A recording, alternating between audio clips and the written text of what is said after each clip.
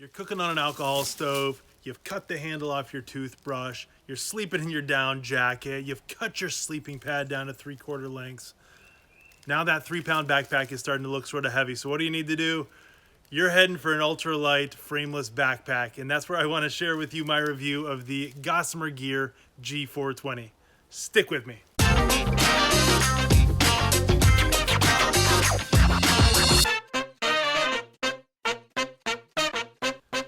Hey everybody, this is Bugtent and thanks for joining. If you are new here, this channel is about lightweight camping gear. It's about getting outside with your family and it's about doing it on a budget. We also have an Instagram page. It's over on Instagram at Bugtent You can tune in there and see what's happening during the week. You also get to see a lot of the projects and the sort of make your own gear stuff that happens that doesn't always make it onto the channel. Today we are reviewing the Gossamer Gear G4-20 and I am excited to share this backpack with you.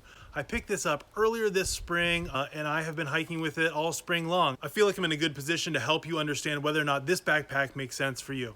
Okay, first off, some of the stats. This is the Gossamer Gear G4-20. It comes in two different colors, blue and gray, and retails for about $180. I got it on sale earlier this year for $125. Comes in 3 sizes, small, medium, and large. And each of those has a different frame length and a different size waist belt associated with it. So I'll go ahead and throw up a graphic here so that you can see what those look like. Gossamer Gear is a small family-owned company. It's run out of Austin, Texas. And this backpack clocks in at 42 liters. That's 30 liters in the main pocket and then 12 liters of storage in the additional pockets. This backpack is constructed out of Robic Nylon, 2 different weight fabrics, the 70D fabric and the 100D fabric.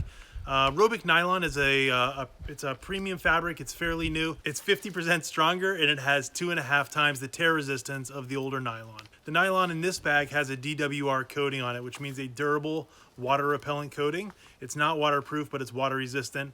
Again, I would definitely recommend packing with a pack liner in this. I got the large size bag and my bag weighs in at 26.1 ounces. So that's 1 pound, 10 ounces.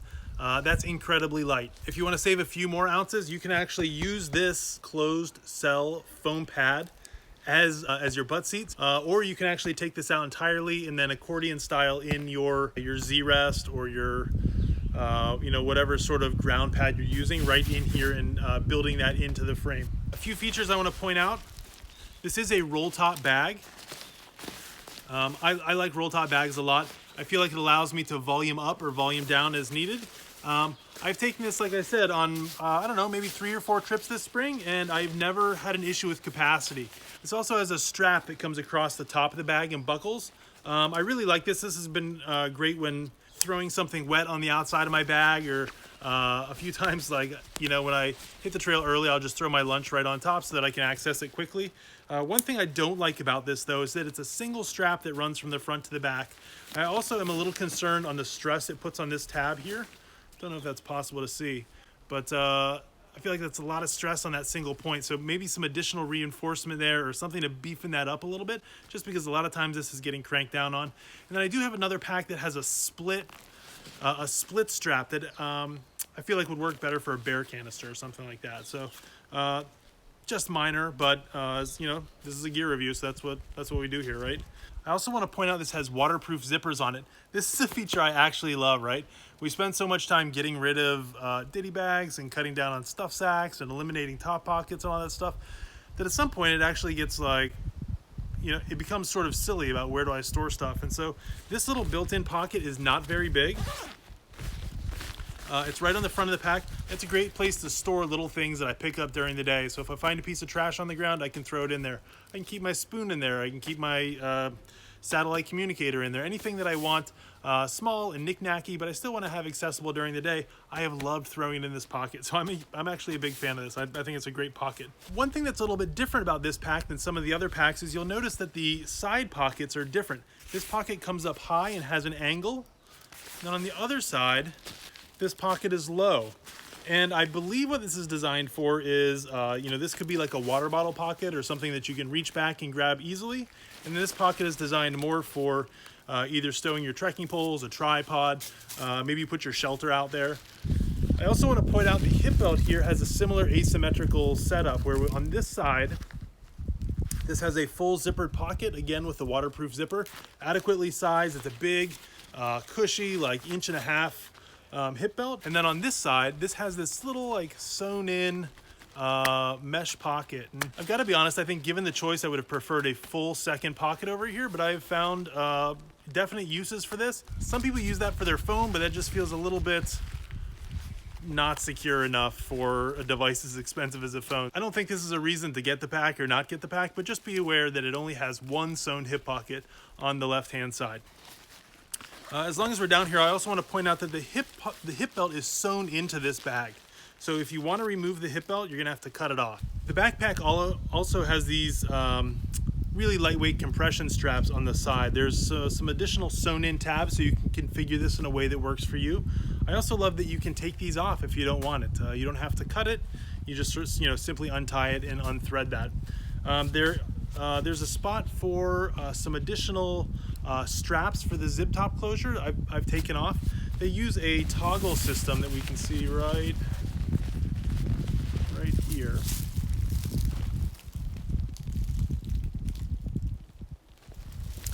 And that toggle system allows you to have a really secure fit when it's on the bag, but it's really easy to remove if that's not the style or approach that you're going to use on that specific trip. I found the shoulder straps and the waist belt really comfortable on this pack. You can see that they're pretty wide. They have nice cushioning to them. Not unexpected, but I did find this back very sweaty, especially compared to a frame backpack.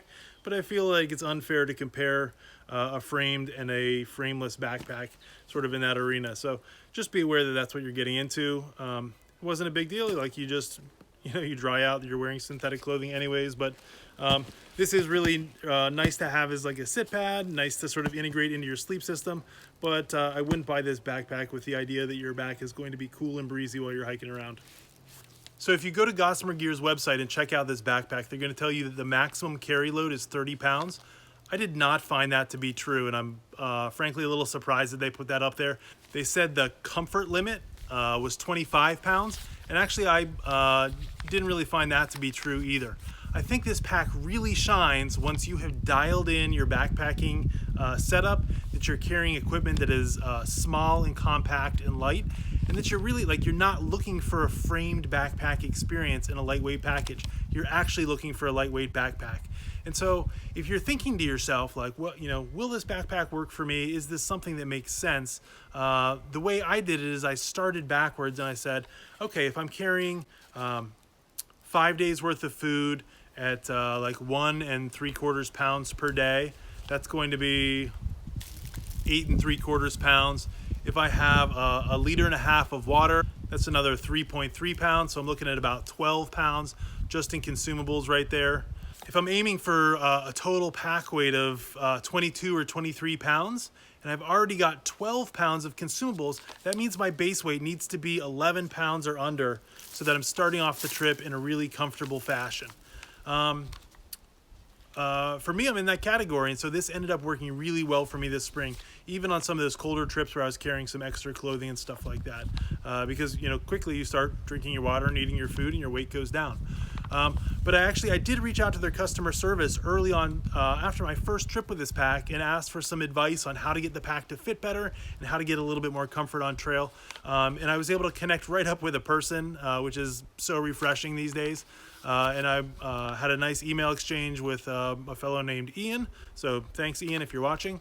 And he was able to sort of give me some tips on how to adjust the straps and what the expectations were for a pack like this. This is my first frameless pack. I've spent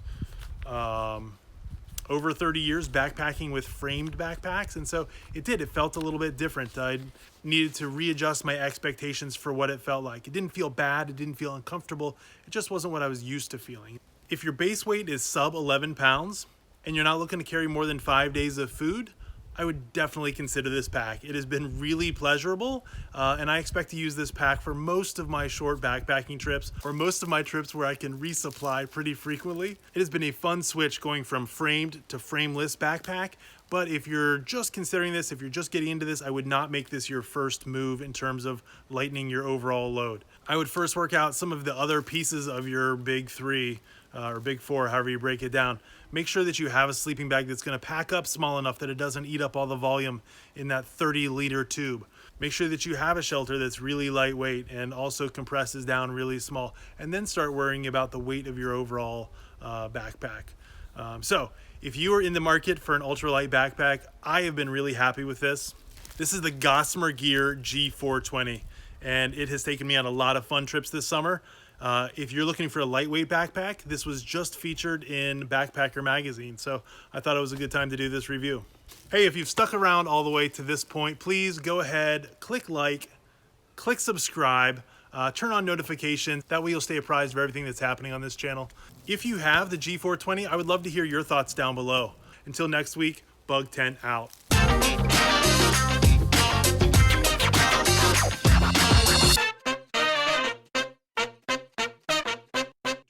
Or my backpacking trips where I can resupply pretty frequent, or most of my trips where I can resupply,